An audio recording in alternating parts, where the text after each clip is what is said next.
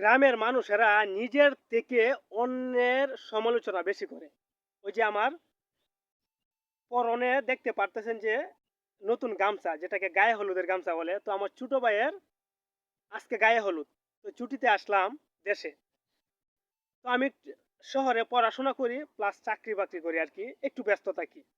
তো আমার চিন্তা পড়াশোনা শেষ করে বিয়া-শাদী করার আরকি। এখন কি জন্যে আমার ছোট ভাইকে বিয়া-শাদী করাইতেছি, আমি নিজে কি জন্যে করলাম না, সেটা নিয়ে গ্রামে তুলপাড় সৃষ্টি হয়ে গেল।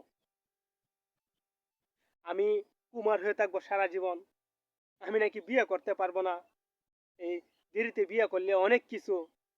তো দেখেন, আমি যেটা রিয়ালাইজ করলাম, গ্রামের মানুষ যদি নিজেকে নিয়ে চিন্তা করতো সর্বদাই, তাহলে কিন্তু উন্নত করতে পারতো। তারা মানুষদেরকে নিয়ে চিন্তা করে বলেই তারা এখনো কোনো কিছু করতে পারে না।